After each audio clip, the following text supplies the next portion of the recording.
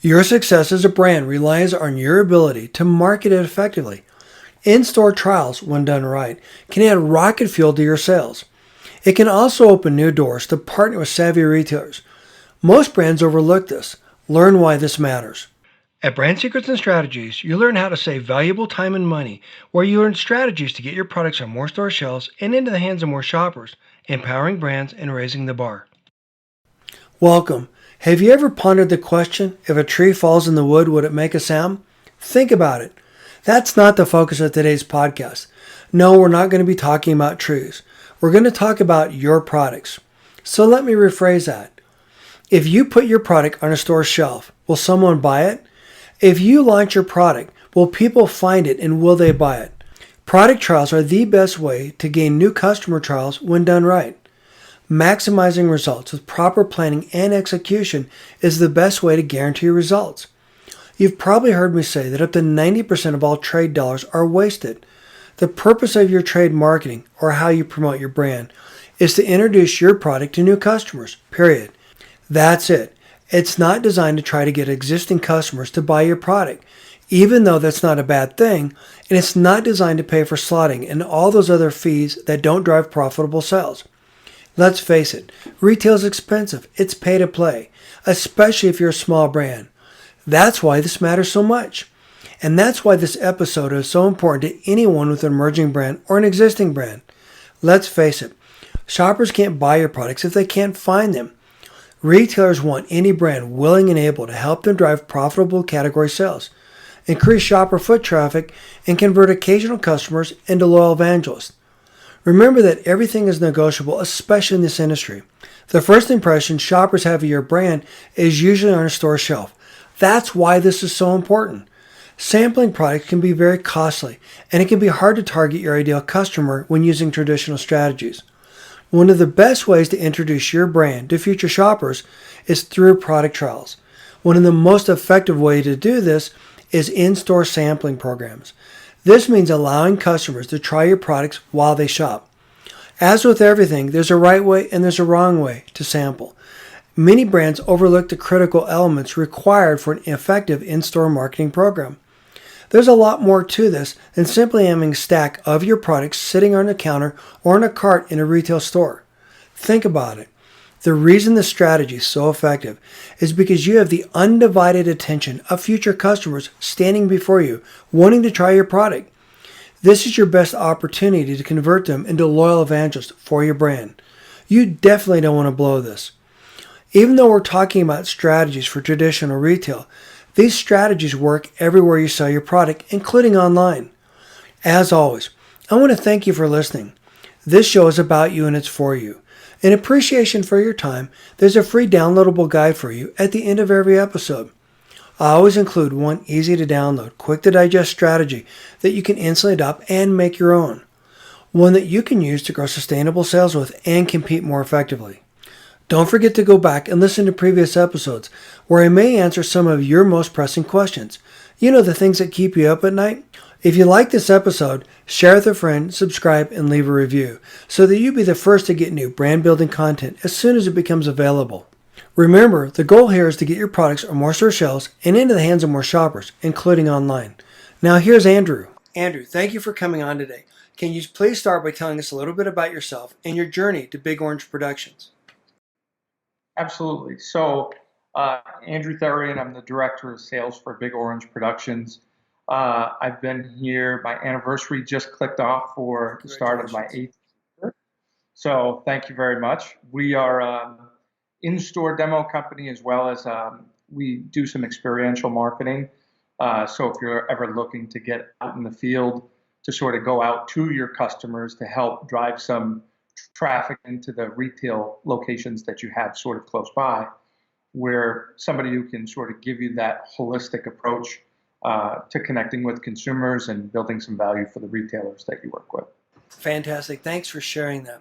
Before we begin, I want to highlight that anyone watching this, you need to go back and listen to the podcast episode I did with Andrew, episode 32, Salesmanship 401, in-depth strategies every brand must use. Probably one of the best podcasts I've done. Your insights were fantastic.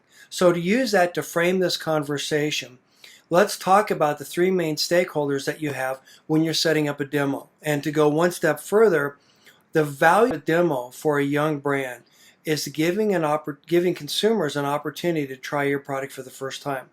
And once you can get a consumer to love and like your product, then the opportunity for repeat purchase is great. Your thoughts? Yeah, the big theme to share is that if people are vetting out somebody that they're going to help represent their brand in different ways, they really need to find somebody who just doesn't understand demos in general, but they really need to understand the full life cycle of the sales process from the brand standpoint. So really one of the things that I try and talk about with brands is they have three stakeholders. They have sort of three people that they need to be responsible to. The retailer, venture capital in a lot of instances, and then the actual consumers who are going to be buying their product from the retailers. So can you set the stage? You said that there are three main components, three main stakeholders. So talk about the retailer and what do you need to know when you're working with the retailer, first of all, as a brand, and then secondly, how do you coordinate with the retailer when you're thinking about setting up a demo? What are some of the things that any brand listening need to know? Sure. Where I think um, a lot of brands sort of stumble, and if I could sort of help share some of the experience that I Please have, do. because I've worked with all these different size brands, is that a lot of brands feel as though when they get into the retailer that that's the finish line and not so much the starting line of the relationship that they have with the brand. I feel like because maybe there isn't sort of an understanding of the entire process and what's happening, they feel as though that maybe they've gotten beaten up and now that they've succeeded, so we're at the finish line, now I just have to focus on getting people to buy my products instead of sort of partnering and using the retailer as a resource to be able to help them sell product inside the store. So the best way I think that we can do that is from a sales 101 perspective, really setting up the sale from the beginning. In order to keep the retailer happy, you're either going to be a commodity and you're going to be a cheap price, or you're going to be a partner with them who plans ahead. So almost talking to your broker or your sales team that are representing you from a headquarters standpoint to understand what's important to that retailer in particular. Is it going to be demos? Is it going to be slotting fees? All of the above to understand and then be prepared when you have that meeting to be able to roll out a plan for the next 30, 60, 90 days and then beyond so you can sit there and show that you understand their business, you understand their goals, and you're putting yourself inside your own customer's head to sort of sit there not only to do a plan of making sure that customers know that you're actually inside the store, but also you're figuring out your own cost of goods for that particular retailer. So I think that that's a really important place to start. And the more you do in advance, the more respect and time that you'll actually get from the buyers themselves. Because one of the things that I always get is the buyers are so busy, they don't want to spend time with me. What I would argue is if you're building value and you're finding ways to cross sell your products and you're finding ways to position yourself appropriately inside their stores, they're willing to spend time with you. Whereas if you're not building that value back to them, they're not going to spend time with you. They work 60 hours a week. You've been there, right? Oh, yeah. Well, and I appreciate your saying that. And thank you so much for going down this path. This is the exact subject that I just covered in this week's newsletter and in my recent course, What Retailers Really Want. This is so critically important. Brands need to understand this. You are just another box on the shelf until you provide value to the retailer. And that value comes with your ability to add trust, to develop that trusted relationship. Love the fact that you talk about this is not the finish line. I agree. Every brand I talk to, almost without exception, even the big brands, think that as soon as the product leaves their back room, they're done. Job over, they can go home. That's when the selling starts. That's when the hard part starts. And your ability to understand how the consumer uses your product, how they shop for your product. More importantly, help the retailer understand what's unique about that consumer that comes into their store to buy your product. If you can understand that and be able to leverage that in your selling story, then you have a significant competitive advantage as everyone else. The idea that you said that use a retailer as a resource, could not agree with you more. Too many brands think of a retailer as a point, as a transactional situation. They're a Means means to the to the end, end. yeah. Yeah, thank you. And so, because of that, they overlook the importance of a retailer. Think about it. You've worked hard to get someone to buy your product. Most brands today spend all their time trying to reacquire new customers or existing customers. Why not build value with the customers that you've already acquired? Why not build value with that retail partner by helping them drive sales in their category by leveraging the strength of your brand? Again, cannot agree with you more. You're either a commodity or you're a partner. Too many brands look at this as, like I said, a transactional relationship. And so by building value, as you said, learning how to cross-sell and helping the retailer, that's critically important. So when you're planning a promotion, first of all, let's talk about promotions. What does that mean? Why is that important? How does that work? And then, because you're an expert at this, what do you recommend brands be looking for so that they're getting the very best value from whoever represents their product? Sure. So what I would be asking anybody who'd be representing my brand is, what are you going to be able to do to communicate effectively to the customer? So here's my brand message. You might have a lot of information that you feel is important, but you really want to be able to stick to three main points. Um, One being, how can you effectively take my story and put that into a brand ambassador's head, somebody inside the store, to be able to effectively, clearly, and concisely let people know why my brand exists. And you can formulate that story in many different ways. The other piece is identifying the three main selling points of your product, whether it's about ingredients, functionality, taste, price, however you have decided that you're going to position it, and then how that person is going to be able to handle objections um, with the consumers that they're going to come to. And when I say objections, I really mean objections as well as misconceptions. So something as simple as, are you fair trade palm oil? Well, if that's the case, how are you communicating that to the customers? Is it on the packaging? But also, are your people even qualified to be able to talk about it? Because one of the things that happens in-store promotions is that the brand ambassador doesn't feel prepared, and that's the failure of the agency as well as the brand. And they realize that the customers know more about the product than they do, and then all of a sudden the phone comes out of their pocket. They decide they're not going to be proactively reaching out to everybody who walks by. And it's not because they're a bad brand ambassador per se, it's just simply that they're not comfortable. And psychologically speaking, they're not willing to put themselves out there because no one wants to feel unprepared inside the store. So, how are you going to train that person appropriately to ensure that they're representing your brand properly?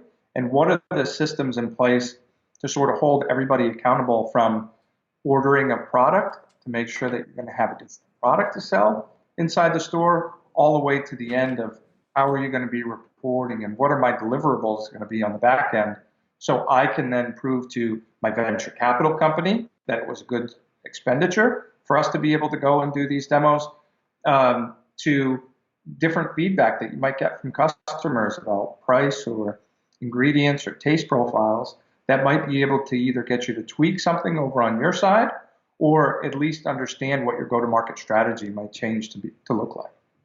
Well said. Thank you for going down this path. So let me break this down. You're saying that you should help the retailer succeed on your behalf. What a novel concept. I'm being a little flippant. But the point is that so many brands take this for granted. If you can help the retailer succeed by selling your product, again, helping the retailer understand who's a consumer, etc., that is so critically important. Part of your There's selling two story. pieces, Go ahead. right? Yes. Sorry. No. If you don't plan accordingly, right, and you don't set it up start, like what we were just talking about, what ends up happening is you're so in the minutia and micromanaging the day-to-day of the demo program, and also managing that the shelf tags didn't go in properly, and even though you paid slotting fees, it didn't happen.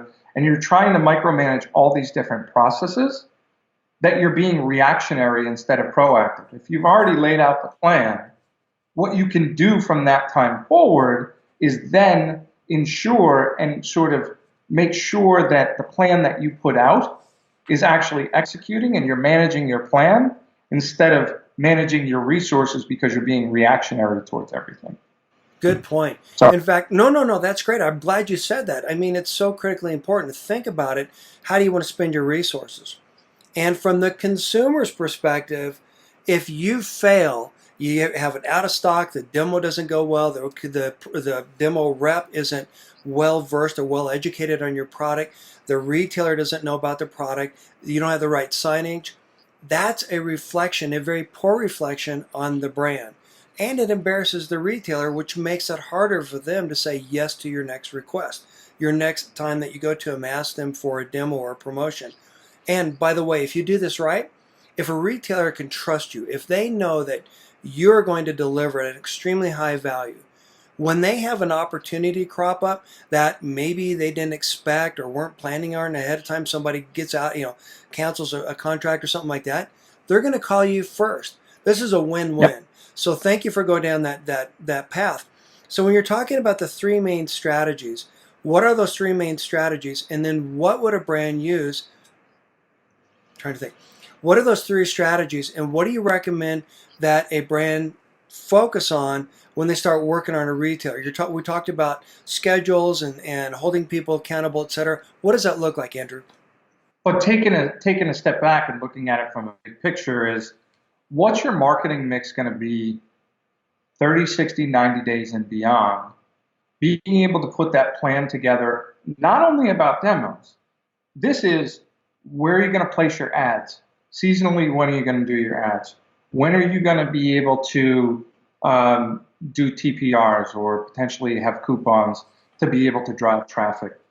Put your marketing mix together that may include demos, and maybe you have an introductory demo process that's going to be there. But then all of a sudden, if you're at a food show and you're having cocktails at the bar and you're talking with somebody and you're a pasta sauce, and you're talking with somebody who happens to be a rice pasta company, hey, are you in such and such a retailer? Great.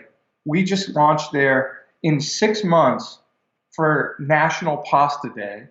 Why don't we do a demo that's a co-demo where we're cross-selling for the retailer, and let's go to them and talk to them about how we're doing it, because I already have it penciled in that we're going to be doing demos. Now I'm going to be able to go in, or even better yet, talk to your agency about what your promotional schedule looks like and let them do that work for you to go and find you a demo partner. So you can reduce your overall costs, pay the right people to be representing your brand inside the store, because demos are expensive, labor is expensive, promotion is expensive. If you're going to do it, let's do it right. Let's really find the right people, train those people appropriately. Do a long-term engagement where maybe you're not hitting every store, but you're selectively targeting stores within a retailer and doing more events where the same person's going to be representing your brand, that the retailer might be telling you that you need to utilize them, and hold those people accountable for not only sampling your product, but truly selling your product inside those stores. This is one of the main reasons category management came about. About 25, 30 years ago, I'm dating myself, we did things the same way in mainstream. We went into the stores, we had the demos, everything was very short term. My promotional schedule, that's what are we going to focus on this month. Category management came about as a way to streamline and add efficiency, streamline costs and reduce costs, and add efficiencies into the selling process. So we went from 30-day planning to 60-day planning to 90-day planning. Big brands today plan a year or two in advance. The benefit of doing this is you know exactly how much you need to have available to pay for the demos, exactly how much product you need to have available, and you have better line of sight to what the opportunities are, what does the consumer look like, etc. Of course, you can tweak those along the way. But the point is, Sure. I'm so glad you brought that up, that the more you know, the more you invest in this, the better return you're going to get out of it. So as a small brand, this is critically important. And the fact that you said that if I co-promote a product with another brand, brilliant. The ability to not only be able to stretch the trade dollars over another brand. One of the things most brands don't understand is that when you promote two products together, then that gives, within the same category, within the same brand, complementary products, etc., that gives you a much higher lift. And one of the things that I've been able to prove time and time again is that if I were to, for example, when I was doing this, when I worked for Kimberly Clark, promote diapers, here's what the benefit would be. But if I had diapers and whites and childcare at the same time with baby food, the lift would be exorbitantly high, comparatively speaking. So thank you for bringing that up. One of the things that you said is that you get what you pay for. Can you talk a little bit more about that? Because a lot of people are looking at what does it cost today, as opposed to what is the value of what I'm putting out there tomorrow and beyond. Sure. So this is more as it relates to the demos is what I can truly speak to on this. And really what I end up getting is a lot of times, and this happens because we represent brands, but we also have strategic relationships with the retailers. And we get a lot of people who come back to us and say, that's 30% more expensive than what I'm paying today. And where I'm coming from on it is I see demos happening inside retail. I'm constantly inside retail locations looking at what the experience is happening inside the stores. And what I'm seeing is more often than not, it's sort of Mabel with a table, right? Right. Uh, it's a person who's not really trained. They don't really know anything about the product other than, maybe what they looked up 5 minutes before the demo. They haven't been prepared to go and do that. All of that preparation does cost money, but if you're going to go do the demo, don't just do it as a checkbox saying, I promised the buyer that I would go and do the demos. Use it as a way to make your buyer happy that you went and did the demos, but also sell a lot of product while you're there. That's why they're doing it. So in order to do that, we have to hire the right people. And in order to hire the right people, especially in certain pockets of the country, you have to pay a pretty decent wage to be able to get the right person to represent your brand that can speak intelligently, that actually knows how to pronounce vegan. And not only can they pronounce it, but what does it mean, and how does it mean something to this customer? You know, and be able to read the customer because maybe they're not vegan.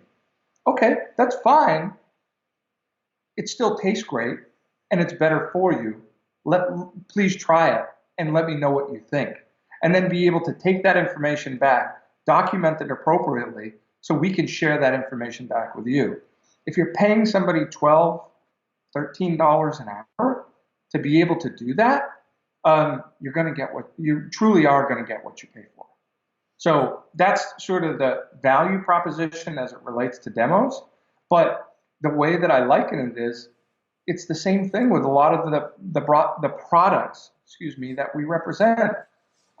There's a reason why it's more expensive.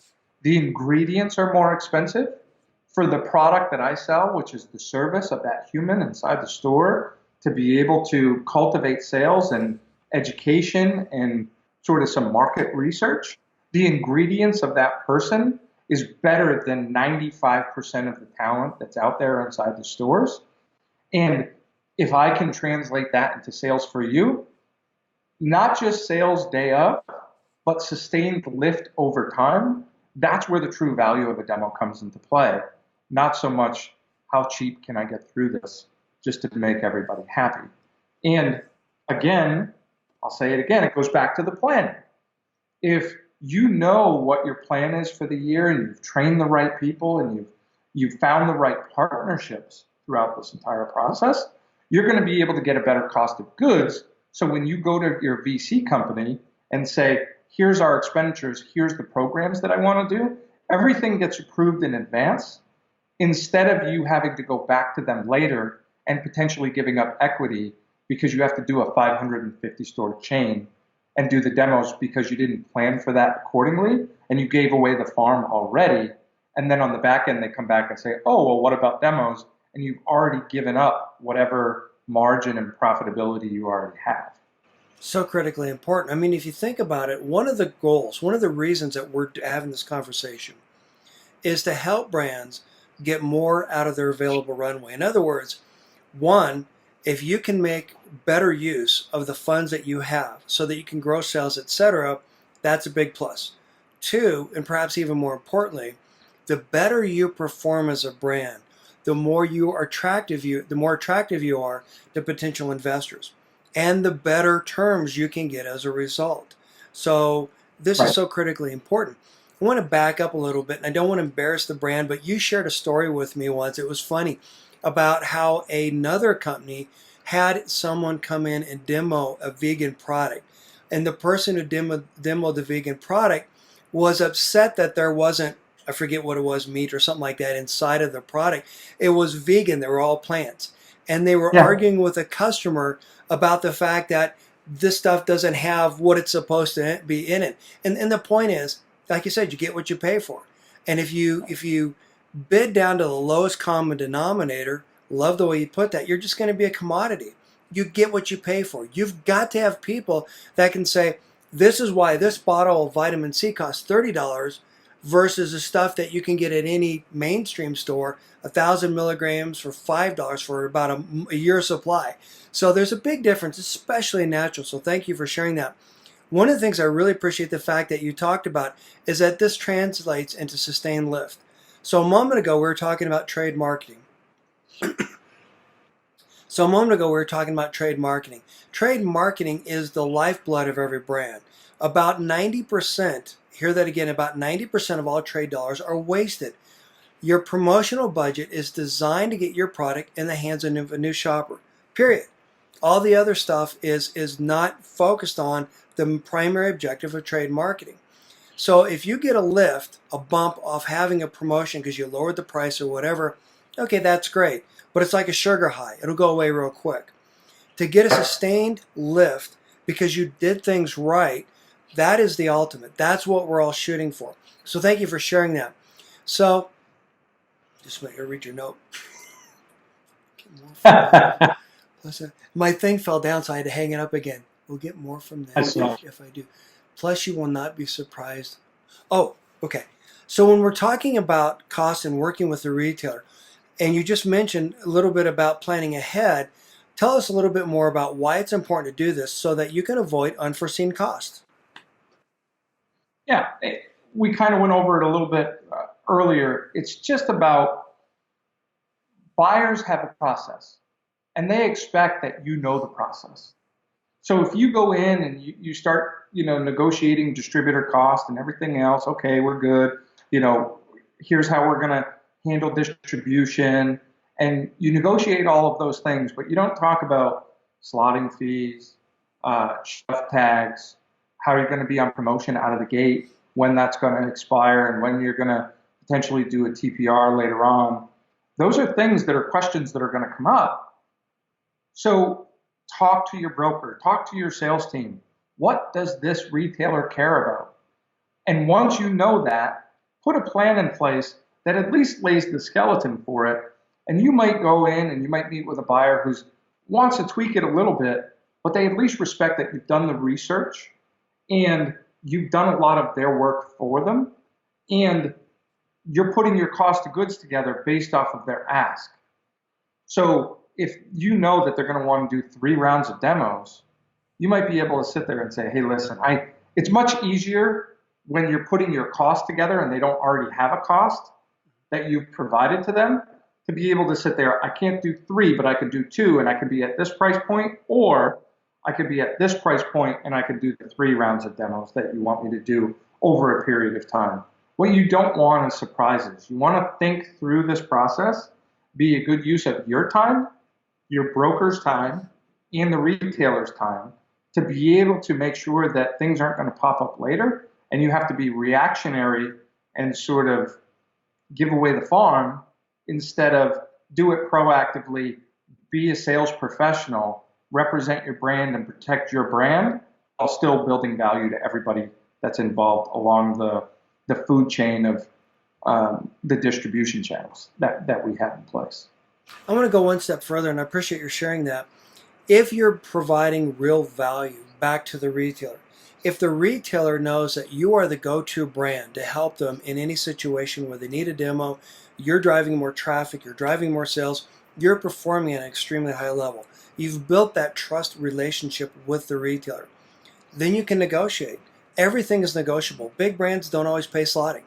So if a retailer comes up to you and says, I need you to give me 3 demos, as you said, and you said, well, you know what, I really can't afford to do that, but I'll tell you what, if you can give me a deal off the menu cost, the promotion, or the roto, etc., if you can reduce the amount I pay for slotting or eliminate slotting or whatever you can work out, then that's a win-win to you too, and that helps you help the retailer drive sales. Remember, retailers generically don't make anything.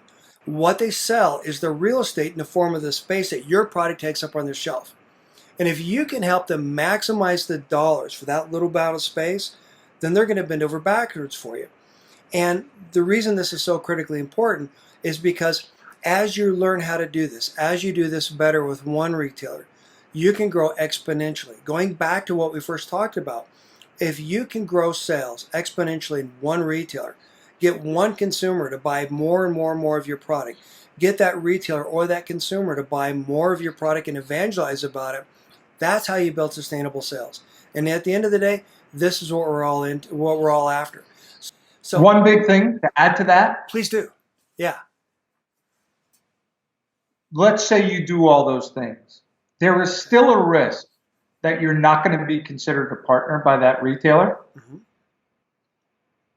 To the extent that you can, because especially when you're a small brand and you're trying to grow the business, to the extent that you can, figure out the retailers who want to be partners with you, that do get it and that do respect you, and to the extent that you can, walk away from the ones that don't, because those are going to be the ones that suck up all your time, always have their hand out, always want something, and are never willing to give you anything in return. And those are the people who are going to suffocate your business. When you're trying to decide where to spend your time, figure out the people who are going to sit there and truly partner with you to drive sales, to build that brand as quickly as possible, so you can then start saying, hey, I need a little bit more, I need a little bit more, because you've done everything. You've earned the right to be able to ask that. And if you haven't earned the right, well, I hate to be crass about it, but shame on you. It's your own fault if you don't go and do those things. Well said. And thank you for sharing that. That's one of the things, that's the reason, one of the main reasons I built a free turnkey sales story strategies course to talk about exactly this. The reason this is so critically important is that it's your brand. You control your funds, not the retailer, not the broker, not the agency, not the distributor, no one else. It's your brand.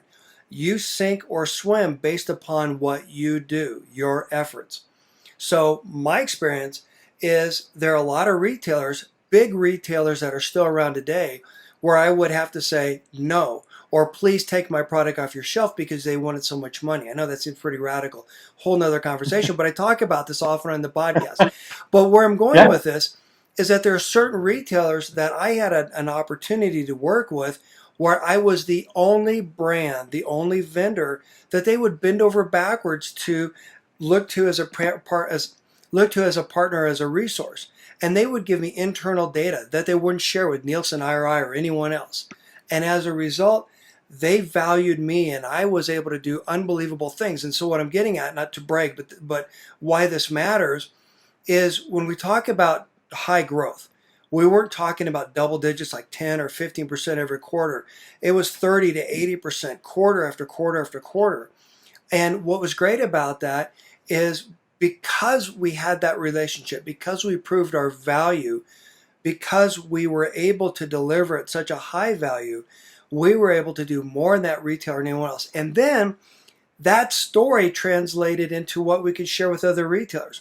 Look, here's what I did with retailer X. If you let me, or if you challenge the retailer. If you allow me to partner with you, help you, etc., I can help you drive sales because my customer is so valuable to you. So to kind of tease up the next question, how do you show or when do you show the retailer when you have the ability to help drive category sales and expand the category with cross merchandising? And then, by the way, what is cross merchandising for our listeners? Cross merchandising is just mainly figuring out ways that you can generate partnerships to drive sales that are going to increase the basket size.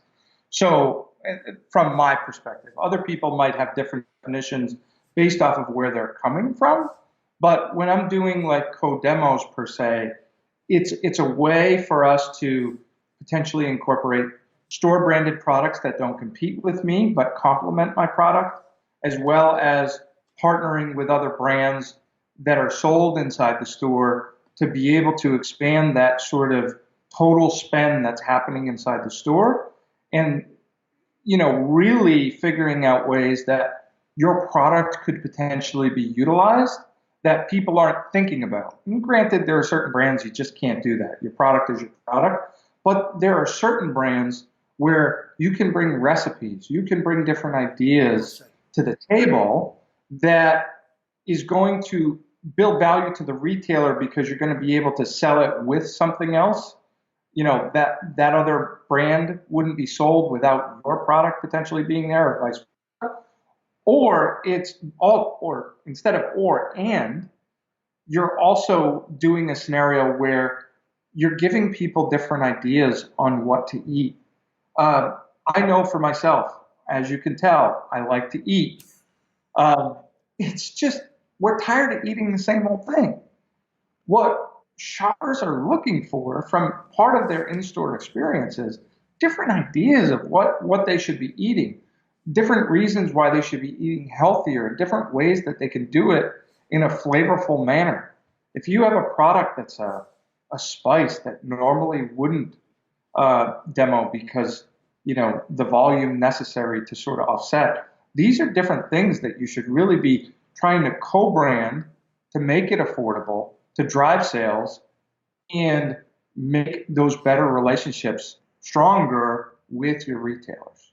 Does that answer your question? Oh, I think it does a great job. Thank you. In fact, you reminded me, I remember hearing a story a while back where people think more about what to post on Instagram, Facebook, etc., than we spend on what to eat. And Yeah. the consumer that buys the products that we're really focused on here, natural, organic, healthy, etc., those consumers are changing that dynamic, that conversation. Those consumers are spending more time on what to eat, making sure that the ingredients are transparent, etc. I want to back up to something you said a little bit ago and throw this out there in terms of when you're talking with different groups, etc. You're talking about aligning and teaching them about your selling story. There's a big difference between what a lot of companies offer, more of an ivory tower point of view, versus a street smarts. And so if you can bring that level of sophistication, that level of insights into the retailer, the broker, distributor, everyone else, that's going to help you. I spend a lot of time railing about canned top line reports. A canned top line report, as you've probably heard me say, is really just a waste of paper and ink because it's the same exact report with your unique spin that every other brand puts in front of the retailer. But if you can help the retailer go beyond the canned top line report and share these insights, I had a promotion, here's what I did, wow, knocked the socks off of it, knocked the ball out of the park, whatever metaphor you want to use, then that's going to help you exponentially. So you're talking about how this is going to save money and help you save money in the long term. Can you talk more about that? You've talked about reactionary versus proactive, and that's so important, especially for small brands that have a limited budget. Can you go more into that, maybe a couple examples you've seen?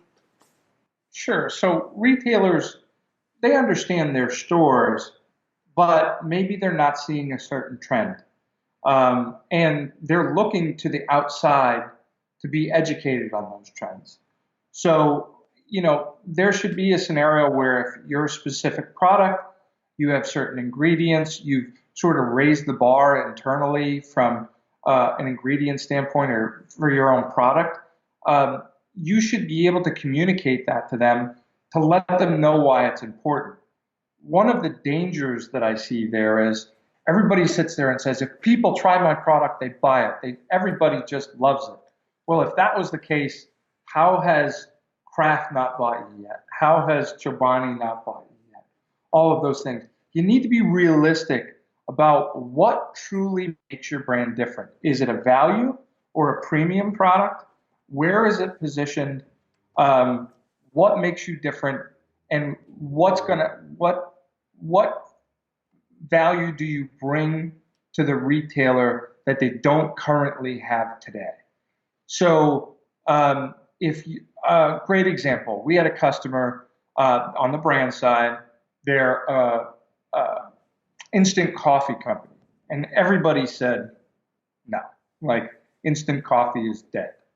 And he's like, okay, hold on a second. And he gave his own demo to the retailer to sit there and say, you got to try it. Like, we're the highest rated, instant coffee. And granted, a lot of people would say, well, you're not really setting the bar that high. Instant coffee is not that great. You can't tell the difference with this product. But he did know that, but he was humble about it. He wasn't sort of like, yeah, my brand's the best ever, all of that. He went in, had a business conversation, talked about the profitability, talked about from a square footage standpoint, if you have somebody who sells less per week than X, give me a shot. I'll actually do it as a shipper. So you don't actually have to make room for me on shelf.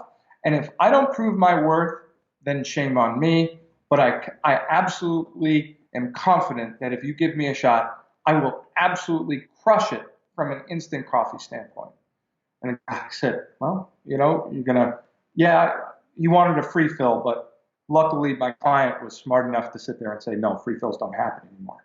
But they worked it out. They put the shipper in. They sold a ton of product.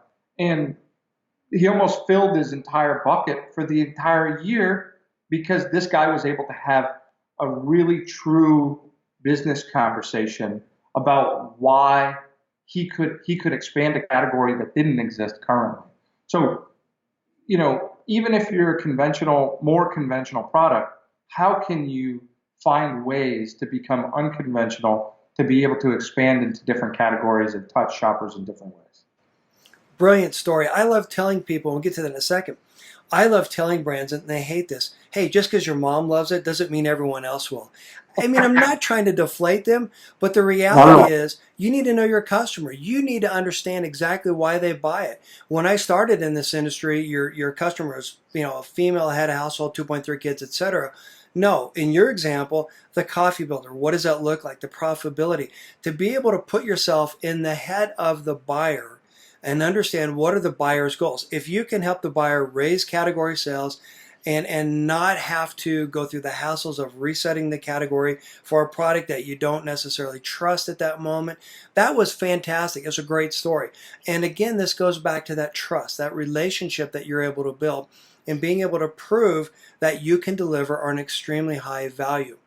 So when we're talking about why this matters, earlier we talked about some of the stakeholders. And the second stakeholder you mentioned was a venture capitalist. Talk about the relationship between the brand and the venture capitalist and why what we're talking about today, Andrew, matters so very much. I take it personally that somebody is trusting their brand with me. And I understand that there is a very fine line with a lot of venture capital companies of, what risk that they're willing to tolerate. And people spend a lot of money and they put, their homes, mortgage their homes. They've put every ounce of blood, sweat, and tears into their brands.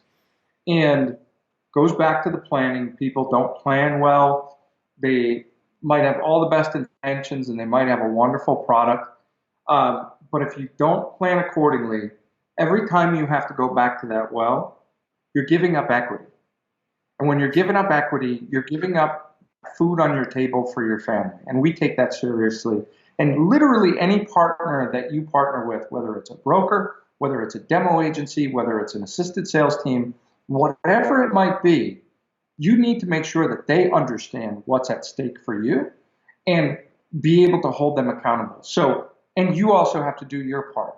So if you plan out appropriately, you're not going to be having to go back and give up equity to that VC company to be able to follow through on the commitments to the retailer for you to be successful, because you're already three-quarters of the way in. There's no backing out now with that retailer.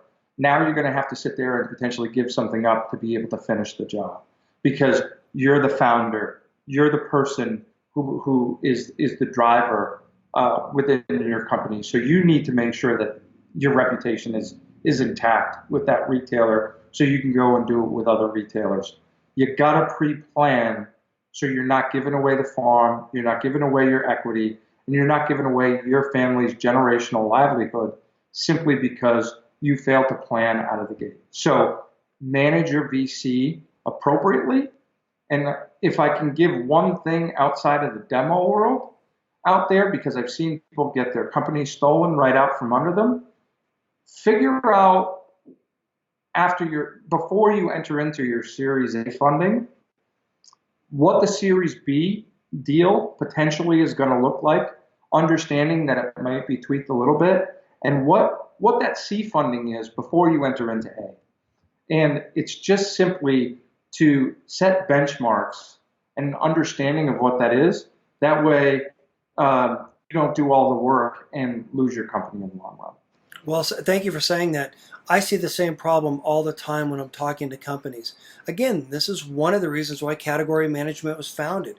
The idea that you could plan ahead, that you knew what your takeaway would be if you promoted at this price point, this store, this location, etc. Critically important.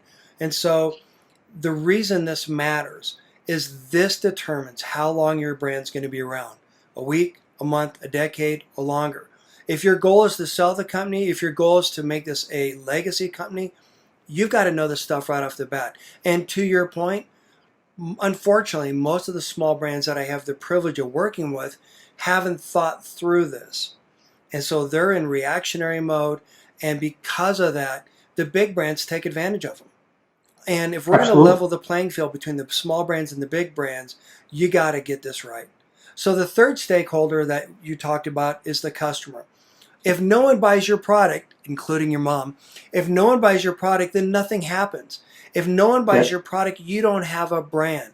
So talk about the customers and why that's so critically important, and why you need to make sure that each and every selling opportunity is maximized.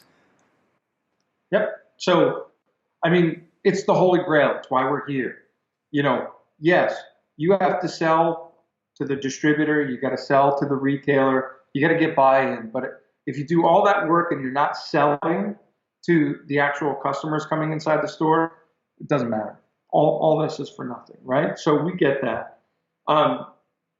Where do you fall? You've already kind of gone through that. You've already positioned yourself. You've already put the price. So really, it's about letting people know that you're there, whether it's a mix of ads, whether it's promotion, you're doing demos.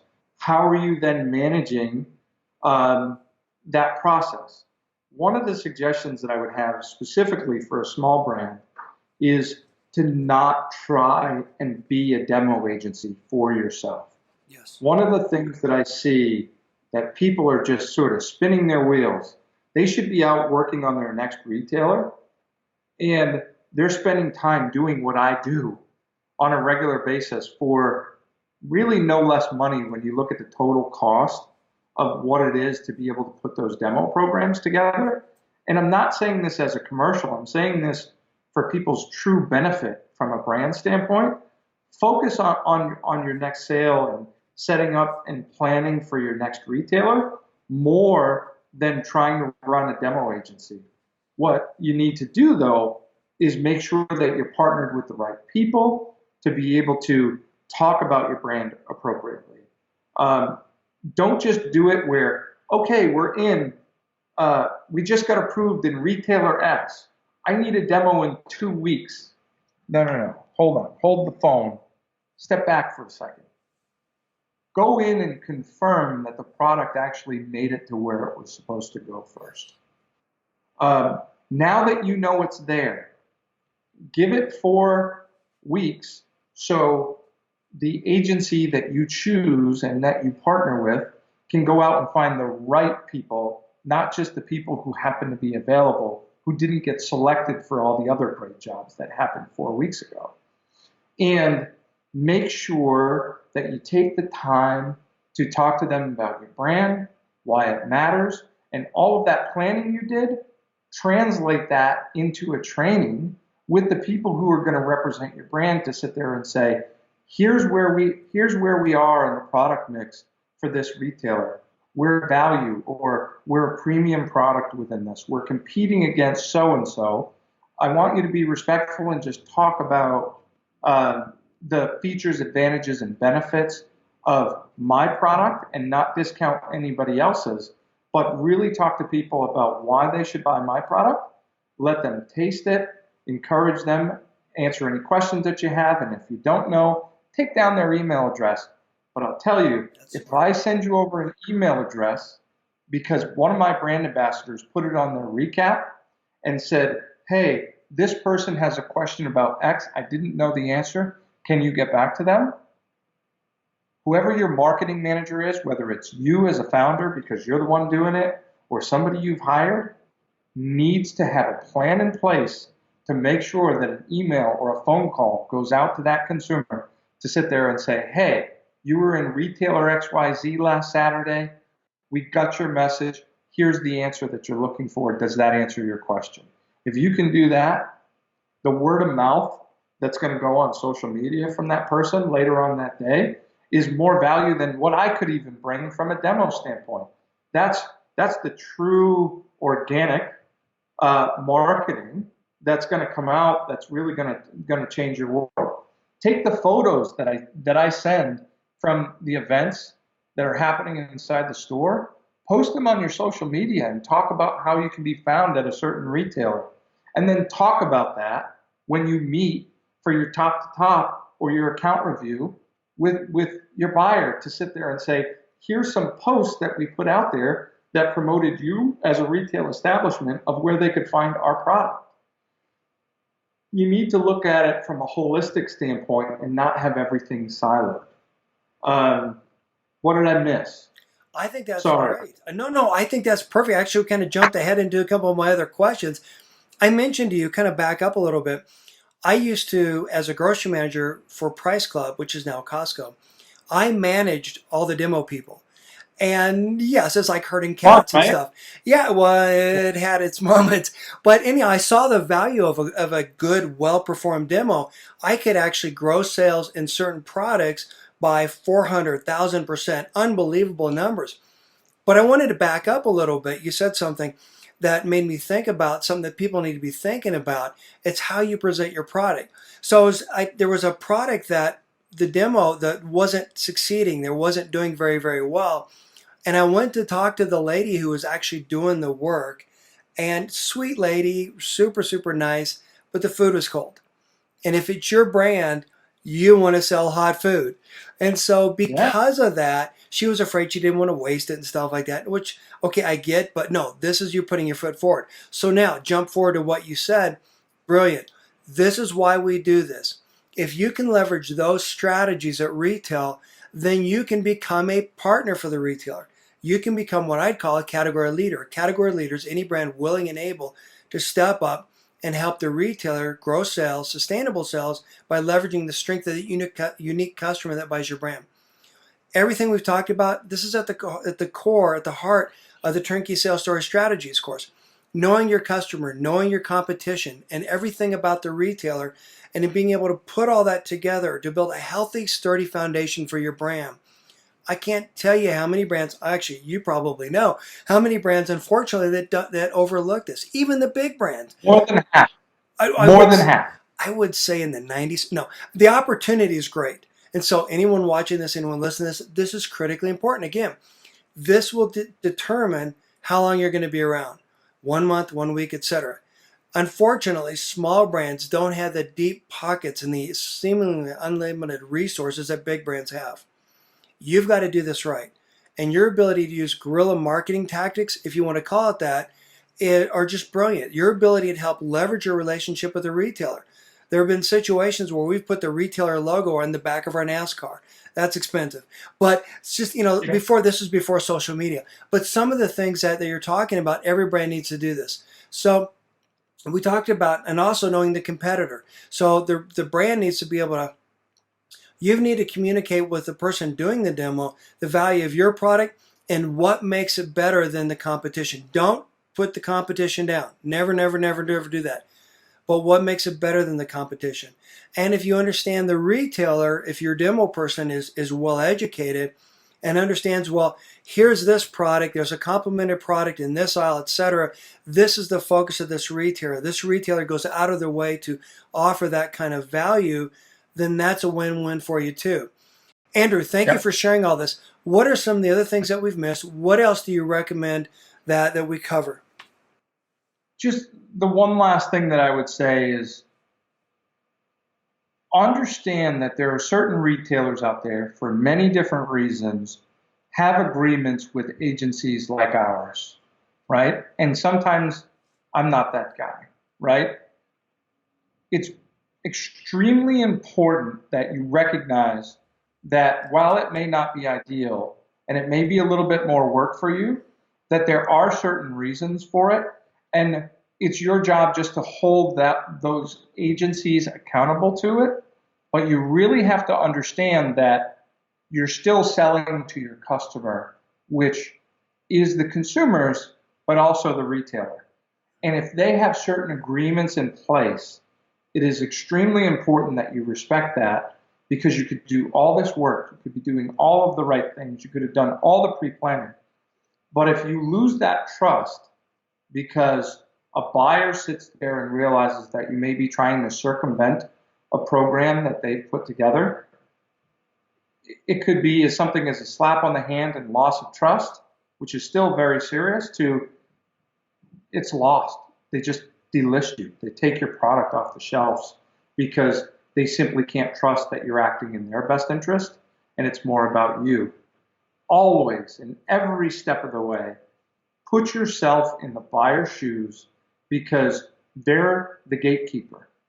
They're the person who can let you in, or they're the person who could potentially lock you out. And chances are, we know a lot of the people that we deal with, they've been there for quite a number of years. And chances are they're going to be there for quite a few years after. You don't want to burn that bridge too early in the process because you're never going to be able to get back in. And hey, by the way, it's really not the right thing to do. Put yourself inside your customer's head every single step of the way. Show up, do what you say you're going to do, and you'll win every time. Thank you for sharing that. And as far as this being a small world, it never ceases to amaze me how often I run into somebody that I knew, or somebody that I knew that knew somebody. That whole thing where you've got to have those relationships. This is a relationship business, and I love the fact that you pointed out, and thank you for doing that. That this is all about the customer. You've got to meet the customer's needs, and in this case, your customer includes that retailer. Andrew, thank you again for coming on today. Can you please tell us, how do we reach you? Tell us a little bit about how do we reach Big Orange Productions and what do you do? Sure, Big Orange Productions on Facebook. Certainly be able to see some of the projects that we're working on an active basis. You can also email me at andrew@bigorangeproductions with an S.com and be happy to set something up. We can consult, talk, and make sure you put an S at the end of productions. Be happy to speak with you, talk about what your goals are for 2019 and beyond. Thanks so much. Thanks, Andrew. Appreciate it. And what I do at Brand Secrets and Strategies is I help level the playing field between small brands and their more sophisticated counterparts. Let me explain. When I started in my career, things in mainstream are exactly the way they are in natural today. We called on every store. We made individual store appointments. And while we relied heavily on our ability to develop a relationship with the individual stores, it was a very inefficient system. Category management was born out of the need to improve the efficiency by raising the standards in the industry, by developing strategies that would help build sustainable sales across every category for every retailer. Today, big brands rely heavily on category management experts to help manage the inventory, to maximize trade marketing, and to help grow sustainable sales across every category. To help raise the bar in the industry and standardize category management, the CMA Category Management Association was formed, and they developed 3 levels of category management proficiency. I am the first person certified at the highest level category management proficiency, a Certified Professional Strategic Advisor, CPSA. You typically find someone with that skill set at the senior levels of big brands, including the VP levels. I provide that level of category management support to small and emerging brands. This goes well beyond canned top-line reports. I help brands with the advanced strategies that they need to be able to level the playing field between them and their more sophisticated counterparts. I help small brands compete more effectively by helping them develop the strategies that help connect their products with the end consumer. My mission is to help them get their healthy products on more store shelves and into the hands of more shoppers. I'd like to thank Andrew for helping me help you maximize each and every selling opportunity. I'd like to thank Andrew for helping me help you maximize each and every selling opportunity. I want to thank Andrew for coming on today and for helping me cover this important topic. I'll be certain to put a link to Big Orange Productions on the podcast webpage and in the show notes. Today's podcast is actually a snippet from a mini course that I launched with Andrew's help. In the mini course, Essential In-Store Marketing Strategies That Put Customers First and Grow Sales, Andrew and I go much deeper into this topic, and I share information and strategies that you're going to want to make sure that you don't miss. And the best part is that this mini course is free. This is our way of giving back and helping to raise the bar in our natural community. We rise by helping each other. Please help by sharing this course and other free mini courses that I have available to you with any brand or retailer wanting to grow sustainable sales. That's today's free download. You can get it instantly by going to brandsecretsandstrategies.com/in-store strategies, or you can find it in a link to today's show notes or on the podcast webpage. And you can get there by going to brandsecretsandstrategies.com/session 123. Thank you again for listening, and I look forward to seeing you in the next episode.